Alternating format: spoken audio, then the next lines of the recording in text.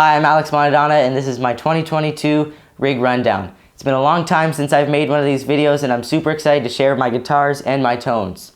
If you don't know who I am, I'm the lead guitarist in the band Leave Those Kids Alone, and just recently we released our debut album, Groundwork, featuring 7 songs, and on that album you'll be able to hear these guitars and these tones.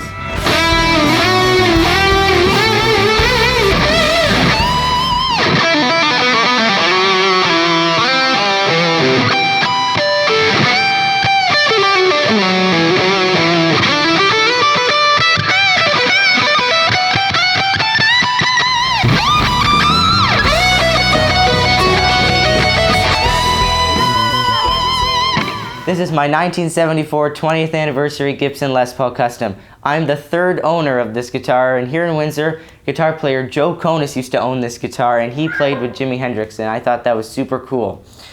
What happened was this headstock on this guitar actually broke twice. Once when my dad used to play it, and then once about 5 years ago. And we brought it to David Bradlin for it to get fixed, and he said, I think you gotta refret this guitar because in the 70s, they used the fretless wonders, and they're super small. And when you play fretless wonders, they're almost nothing. So this was like a fretless guitar for a little bit. So he was going to refret it and fix the headstock, but he went, do you also want to restore this guitar? Because he had a guy that could paint them and stuff like that. So we asked Joe Conus and Joe Morello, who's the second owner, and we go, what color was it? And we got 2 different stories. One of them said it was a wine red, then the second one said it was black. So I go, you know what, it doesn't matter. I like how it is, it's so unique, there's nothing like this guitar, so I want to keep it this way. And the paint on this guitar is actually car paint. It's white, that you can see on camera, but if you look closely, there's these little sparkles, which I think is really cool. So when it was fixed and it was refretted with medium jumbo frets, it just changed everything for me. This is my #1 alongside of my American Ultra, and I love playing this guitar. It's just so amazing, and I think there's nothing like this one. So the specs of this guitar, clearly these are not the original pickups. These are EMG upgraded pickups, which I think are awesome. They're full of power, and they're super hot pickups. I don't know the exact details of what these are, but I love them. And yeah, with the original sort of bridge, and I say as a joke all the time, anything that was able to be replaced on this guitar was replaced. So we have speed knobs. The second pair that was put on there were gold, and eventually they cracked. So I said, it's already a Frankenstein guitar, let's put these speed knobs on. Then moving on to the neck here, what I love about it is it's super thin, almost a modern C here, and then it gets thick up here, and I like that because it's the extra support that you have when you're up here and stuff like that. And on the 15th fret it says 20th anniversary, which I think is really cool. And when people say, what's your favorite sort of fretboard, is it rosewood or maple, and I go, no, it's ebony, because how smooth it is when you're bending. It just feels so nice, and I love it so much, and I love the look of the block pearl inlays on it, and of course you have the custom diamond. These gold tuners, which they're not locking, but I have never had any issue with them. And yeah, it's just I love this guitar so much.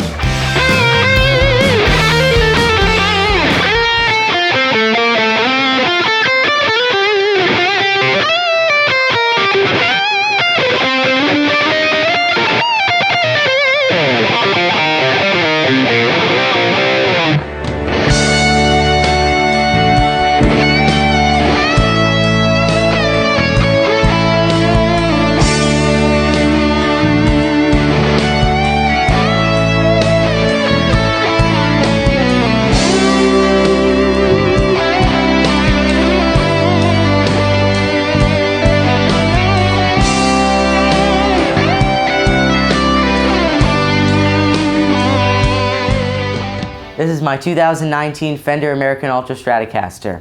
My dad used to always say, I wish Fender would make a guitar where it's HSS, but maybe they have a button or a coil tap that splits the coil of the humbucker and makes it an SSS guitar, makes it single coil. So when this guitar came out, it was like, yes, this is the perfect guitar to get.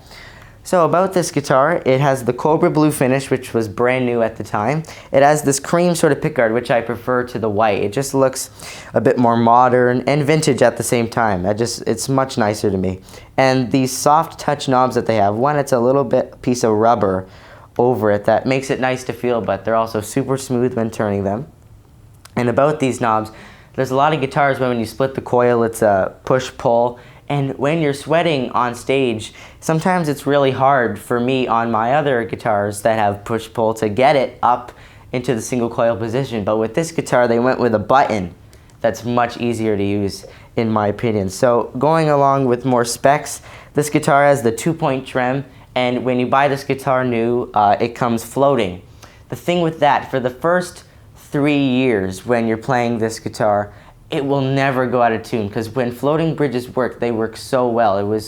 It's so reliable in that sort of area. But eventually, when you play this so much like I did, after around 2 years of having it, these 2 screws here, they eventually start wearing out, and the bridge that's floating, it moves weirdly sometimes, and the tuning became very unreliable at a lot of gigs. So I bring it to Steve Chapman, and I go, "What? This guitar isn't staying in tune, and this is like my number one alongside the Les Paul, and I never have issues with this guitar. And what could we do to fix it?" And he goes, "Oh yeah, these 2 screws eventually they wear, so we just bolted it down, and now it's super reliable now, and it's just, I think I prefer it down because I never have to lift up on the whammy bar, and I rarely use it on this one too." So it has the 5-way selector switch, and with the HSS, its nature is always it being very versatile, but especially with the button to make it single coil, it's even more. Then my favorite guitar neck shape is modern D. It just fits my hand well, and I prefer the thinner necks a bit more to the thick ones, and it's a great piece of rosewood fingerboard. There's no sort of roughness that you get with bending sometimes. I've never had any issue like that. They picked more of the smaller headstock for this, which I like better. It's a bit more modern, and the logo for Fender, it's the spaghetti shape, but it is gold, and I like that a lot. And modern locking tuners, and that just makes it super easy to change strings, and I think it has a bit more of it's more stable like that. And with this guitar on the back, it has the easy access, where the wood here is thinner, and that sort of shape. And to be completely honest, it helps, but not as much as you think.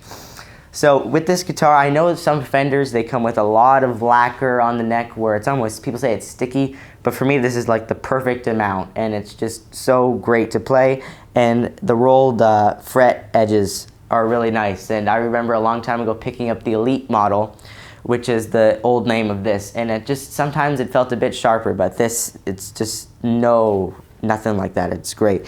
And another thing that I really liked about this guitar was it was set up perfectly when I got it right away. There was nothing I really had to do other than the bridge adjustment a couple years later. But at first I thought the action was high, but no, it just made it so easy to play and everything like that. So I just left it alone.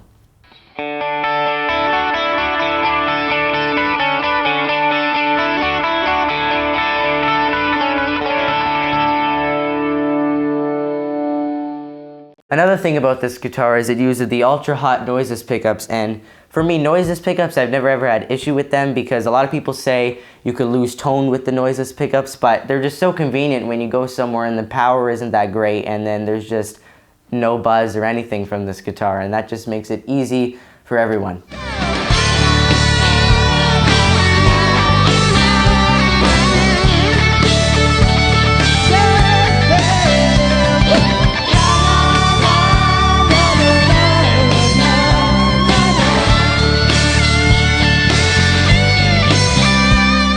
The next 2 guitars I am so fortunate to play. They're both custom built by Larry Dalbello of Dalbello Guitars. This one here is the Dalbello Undichi, and what could I say about this guitar? The first thing is all Dalbellos come in such amazing finishes, and this is a beautiful purple. And what's great about these is they're all super light, and they have a ton of sustain, and Larry really does like himself his Seymour Duncan pickups that range from all different configurations.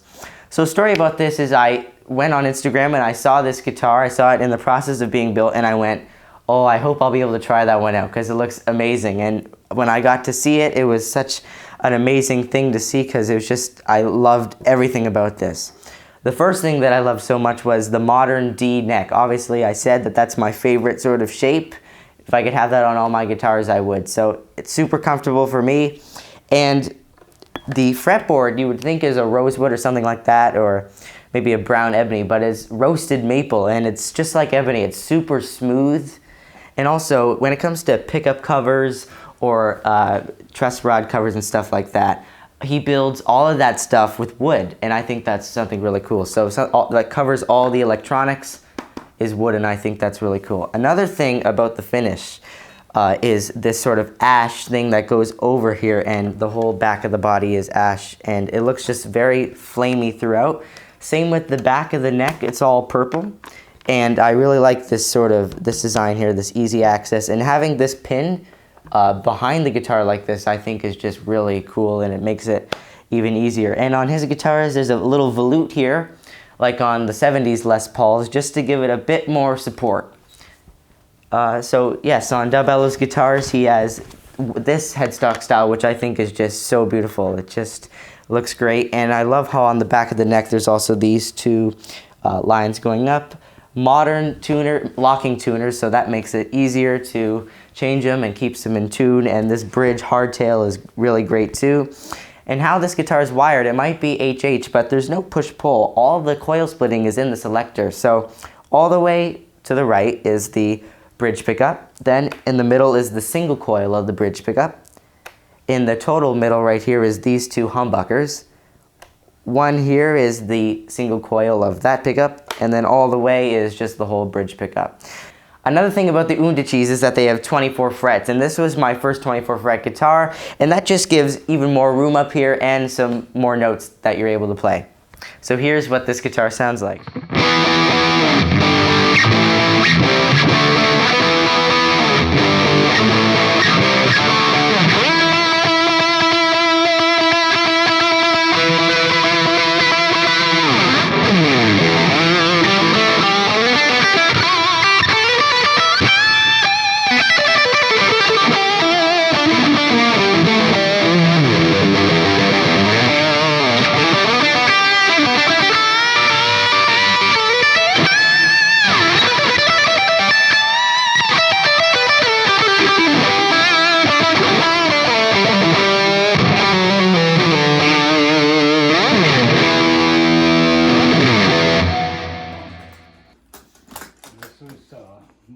What I've been wanting to do for a long time. This is the Dalbello Silva Deluxe. Now with this guitar, the first thing that I found that's super unique is this beautiful artwork on the back with the two fingers. That sort of represented Larry handing off the torch to me and just being so generous with letting me use all of his guitars, and I thought that was a beautiful thing on the back. Firstly, you could see on all of his guitars, great finishing. So this sort of burst, for me, it looks great. And one of the things about all of his guitars, they all look very flamey. And on certain angles, you could see how it kind of, the wood changes. And I just like that sort of flamey top on there. On this guitar also, it has Seymour Duncan HH pickups. And this one's a bit more traditional with the three-way switch. And I think that's great. Has 4 knobs, you know, volume and tone. And what I love is the pickup covers and all that stuff, and the truss rod cover is wood, and I just think that's really cool. And on all of Dalbello's guitars, they had the nice modern D shape, and I just love that a lot. Medium jumbo frets on this guitar, and when you see the artwork of these lines and the patterning on the outside of the fretboard, I think that's super, super nice. And it has the nice volute here on the back for the extra support, and the Dalbello 3-3 headstock, not the 6 across like the purple one, and some locking tuners on the back too. And yeah, this is another amazing guitar.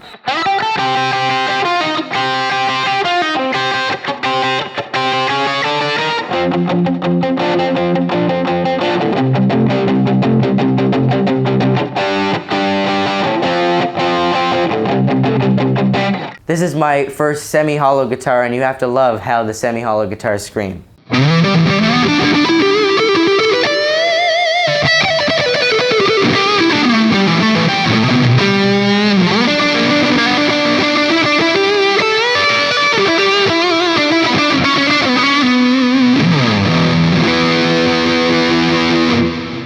So huge thanks to Larry for letting me play these guitars, and I'll have a link to his website in the description. This is my 2014 Fender Standard Stratocaster. So for me, this guitar was my first real Fender, and it was just such an awesome experience getting this guitar. But the story is, originally it had a white pickguard and it had the HSS, just standard V mods. And when I heard the news of the standards going into the Player series and the necks on them for the rosewood not being able to be used anymore and it being Pau Ferro, I didn't really like that because the Pau Ferro sometimes looks orange and you really never know where you're going to get out of that wood. So instantly I go, I think I'm going to have to get one of those standards because it's just, I wanted to have a rosewood guitar. So at the time, by coincidence, David Radlin was selling his standard Stratocaster, which was HSS. It was white. It was in my last Hi, my name is Alex Bonadonna. I'm 12 years old. rig rundown, and it had the rosewood neck. And actually before that, when I went to go get this level crown and polish and a setup, he brought out that white guitar just for an example of what he's going to turn this one into, and it was just an amazing guitar, I remember. So my first guitar today is going to be a made in Mexico 2014 Fender Stratocaster with rosewood fingerboard and maple neck. So after getting that one, I go, these two guitars are too similar because they're both HSS, and yes, maybe the maple gives the, this guitar a brighter tone compared to the rosewood, but it's just too similar. Why differentiate them and, change guitars in between? So I said I could change them to single coils for the red one. And so I go, I'll get the Texas Special, and then I go, oh shoot, I gotta change the pickguard anyway. I can't use the HSS one because of the shape. And I go, what if I use the tortoise pickguard to make it look like Peter Frampton's 1975 Midnight Special Stratocaster? So that's what I based this guitar off of, and I would put this guitar against my Ultra and stuff like that any day because I love playing this guitar as well. So more into the specs, it has the 6-point trim, which has the 6 screws. Even though the 2-point trim on the American Ultra X should be a bit more reliable, for some reason I prefer the more traditional approach, which is the 6-point trim, and I've never had issues with this, and it's bolted down because I don't go up on the whammy bar. I only just slightly, just nice and gentle, and it doesn't go out of tune when you do it like that. The standard whammy bar where it screws in and not where it you just hit it in like the Ultra, it has the modern C-neck, so it's just slightly thicker, and it has a bit more lacquer, so it's a bit more sticky, as people would say, and it's gloss on the front as well. I think just medium jumbo frets. The modern tuner's not locking, and this is before they made the swap to the spaghetti Fender logo. So it's the black with the gold around the outside, the smaller headstock, and yeah, it has just the normal sort of knobs, nothing special about that. The 5-way switch, and with single coils, you're gonna get the single coil hum, and it's in candy apple red, and I love this guitar. Here's some tones that I get out of it.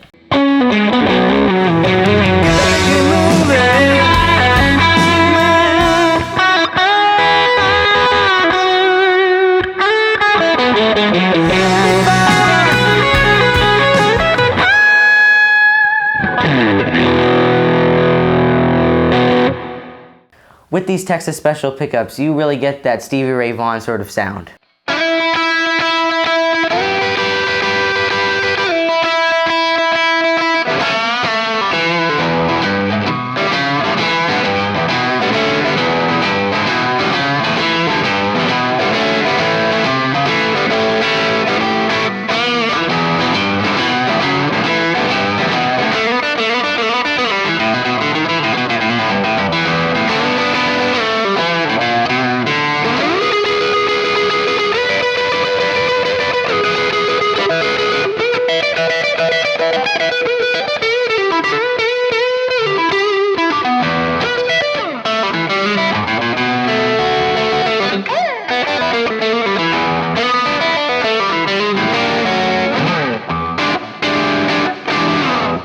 And you can tell when you go into the pickup positions out in phase that they're much more noisy than your noiseless pickups.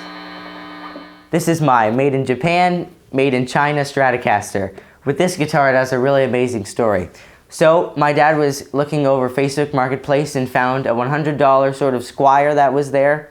And I thought it would just be cool to have a sort of banger guitar where you could just do whatever you want with it. But then when I got it, it was crazy because it looked super nice and it was barely played because the pickguard cover was still on it. And yes, this is the original pickguard. I didn't believe it at first either. So I bring it home And I go, these pickups, they sound so good, but I don't know why. So I'm playing it, and I go, I think it just needs some intonation set up, and it needs, the action I think just needs to go down a little bit. So I bring it to Steve Chapman, and I just, just give the sort of overview of what he has to do to just set it up. And he goes, let's put the pickups through the ohms meter just for fun. And he goes, if it's around 3 or 4, it's a sort of vintage sound. If it's around 5, 6, it's modern. And if it's 8, they're really hot and loud sort of pickups. So 8 would be like the Les Paul, and 5 would be like my Ultra. And Steve goes, well, what ohms do you think these are? And we thought, modern, because this is, not more than 10 years old. And Steve goes, okay, let's see. It was 3, 3, and 3. And we saw Steve was like super excited. And he went, if you guys ever sell this guitar, you have to give it to me because I really like these pickups. So it sounded so good when I would put it through my pedals and stuff like that. And I brought it to so many shows, being so proud of this guitar. But I just go, it doesn't really play that nicely because here is the original neck right here. And there's not a lot of lacquer here. I think it's just like a clear coat, and you could just tell that it just wasn't sort of as nice to play as some of my other guitars. So months go by, and I show the guitar to my Uncle Dave, and he goes, oh, that's cool, but do you want me to bring my made in Japan neck over so you could put it on just so it could play better? And I go, that's awesome. And the thing was, he destroyed that made in Japan guitar many years back, but the neck was salvaged. So with this neck here, I brought it to Steve, and he put it on, and it just felt amazing. And the thing is, this neck is very unique, as in it's very sticky, lots of lacquer back here.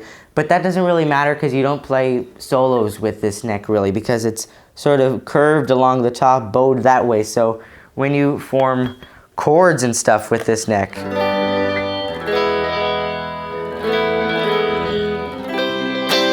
it's just super nice. What I also really like about this guitar, because it's a sort of reissue guitar, all vintage guitars back then had a really nice thin cut of rosewood, and I really think that's really nice. It has a totally different sound from the other Strats, and these are the old vintage tuners, which me and my dad really, really like because the string goes through and wraps around, and for me, these have a better tuning stability than many of my other guitars. It's just, this thing doesn't go out, and I like the spaghetti Fender logo that I don't have on any other ones, and a really nice 2 or 3 tone sunburst finish. And yeah, it's just a great guitar, and I think the pots were also replaced too.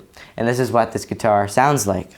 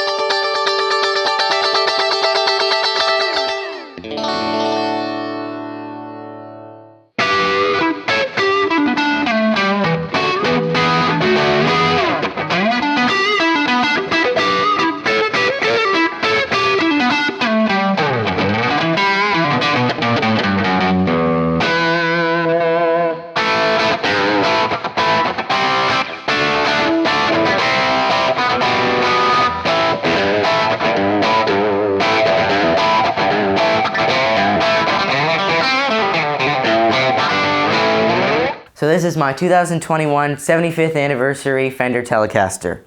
So at first, I was looking at the Player series of Telecasters because I really liked the butterscotch finish with the black pickguard, but it didn't really have anything special about it. And it so happened that in 2021 they had a limited edition line of these anniversary ones.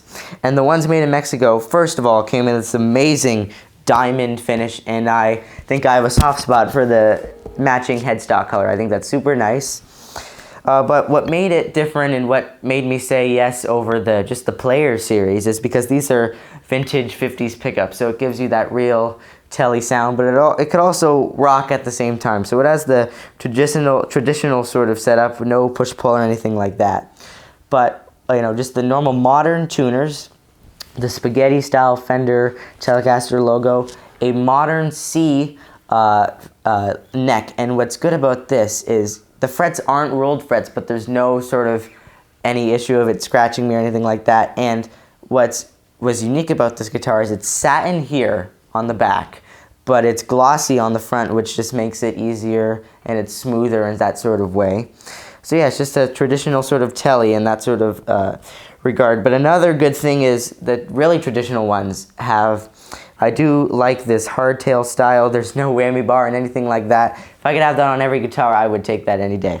And then also on the back, there's this super nice 75th anniversary logo as the, where you put the screws in to put the neck on. And on every other guitar made in 2021 that year, they had a nice 75th anniversary stamp sort of thing. So it's a very modern and traditional sort of telly. And if you didn't know, Tom Morello used a Telecaster on the neck pickup for Killing in the Name.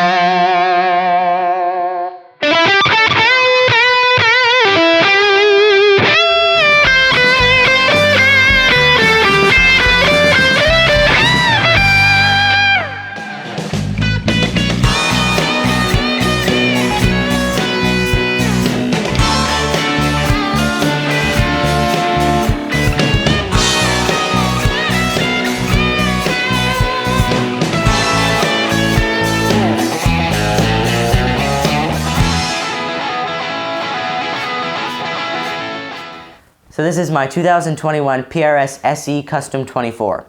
What happened was I was in Chatham and I went to a bunch of music stores and I went to Tony's and there they have a bunch of PRSs, and the first one I saw was this pink SE Custom 24, and I grab it off the wall, and at first I'm just playing it without an amp, and I just thought the thin wide neck that's on all of them and on this one was just super nice and just molded with my hand perfectly, and just the rosewood felt really smooth. Then we put it through this Black Star amp. And yes, I'll admit that the tones I was getting out of it that I loved so much was because of that amp.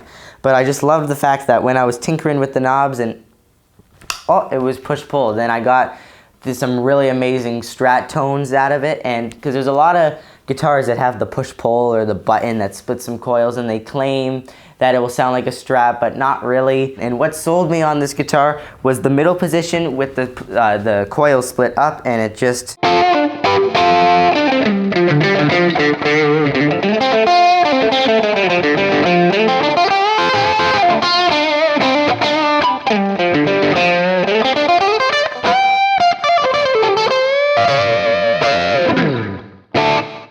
With the pink, it was a bit loud in how it looked, and it was just a bit bright, so I said I'll go to PRS's site and I'll see the other options that they have. And they had this charcoal burst color, and I remember saying to Tim, our lead singer, that if I ever got a PRS, I want the charcoal burst. And what's good about this one too is that the back of the pink one, the blue one, and other colors that they have, it's not black on the back, it's the wood color that's under it.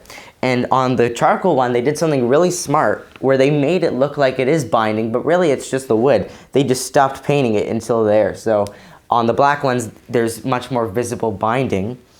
Then when I got it in the middle of the winter, it had super high action just because it was cold through delivery. And that was when we were recording the third track off the album, Stratospheric. And in the intro, there's slide guitar. And when you play slide, you need a high action guitar. So this was my temporary high action guitar for playing that part. And then I went to Steve Chapman and he set it up and it plays great. But then a couple months later, I noticed that the American version of this guitar didn't have the black pickguard covers and not just the normal speed knobs. It had this sort of bone color and these gray clear ones. So I said, what if I order those and put them on, and it just pops much more and just looks, you know, just like the Core series that's made in America. So I like this color of it much more. And with the whammy bar, great bridge that this has, super reliable. With the whammy bar on my Ultra, sometimes it's really hard to clamp it in there. But this one, it just falls right in with no effort at all. And it doesn't take any effort because I'm not very strong. And it takes a lot of effort to get it in so I can play Cuts Like a Knife. But also, sometimes I struggle getting that up for the push-pull in some Strat songs. And on PRS guitars, who doesn't love the bird inlays? That's probably one of my favorite parts about the guitar. And on my trip to New York when I saw an American Eagle store, I thought it was a PRS store because the bird logo that they have on the building looks just like the bird on the 12th fret. But sadly, it wasn't a PRS store.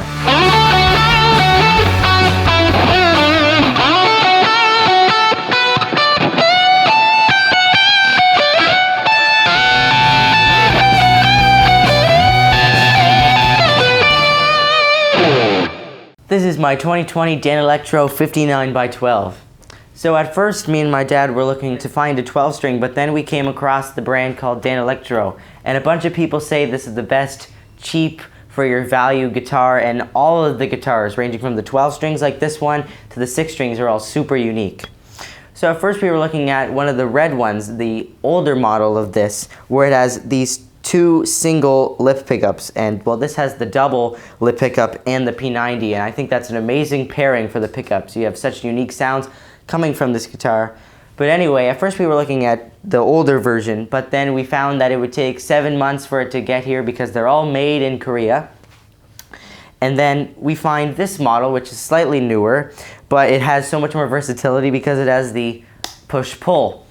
So we look at this one, and it was at the Long and McQuaid store where we live, and so I brought it home, and it just was so amazing. It was just different from all of my guitars, obviously, when it came to tone. Obviously 12 strings, but when you have a bunch of guitars and you're looking for another guitar that's super different, it's a Danelectro. Also on this guitar, it has the Pau Ferro fretboard with medium jumbo frets, which makes the 12 string just easier to play. And yeah, this Pau Ferro is beautiful because sometimes I warn people about Pau Ferro because sometimes it could look a bit orangey, but this is very, brown looking and it looks great. So this guitar has many amazing tones, but at first we have the black finish. It comes in another white finish, a very wide neck because it does have 12 strings, and the Danelectro sort of headstock is the smallest volute here for the extra support. But yeah, it's a very sort of, not that heavy for a 12 string, slight bit of neck dive, but just a really cool retro looking guitar. And this is what it sounds like.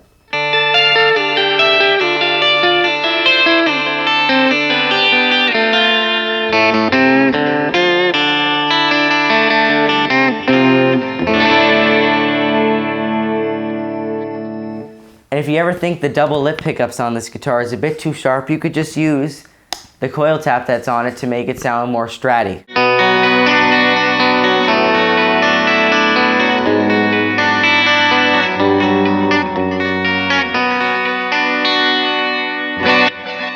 I'm Alex Mondada, and thanks for watching my 2022 rig rundown. Please go check out and follow our band Leave Those Kids Alone. We just came out with our new album, Groundwork. You could stream on all different streaming platforms, or you could buy a CD. There's other videos in the description of me reviewing the Rocktron Banshee 2, a more in-depth review of my Fender American Ultra, and my rig rundown from 3 years ago featuring my different guitars. Thanks very much for watching.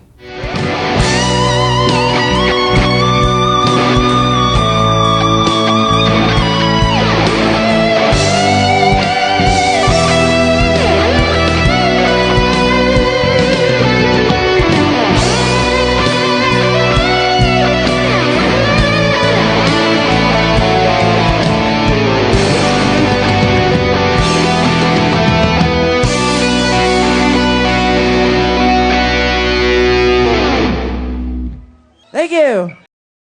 I'm Alex Mondana. Wait, one second. Leave Those Kids Alone. Wait, 1 second. Oh, why did I say that? It was so perfect. We just released our first album, Groundwork. Okay. The best bloopers of all time. A more in-depth review of the Last one. The first one again.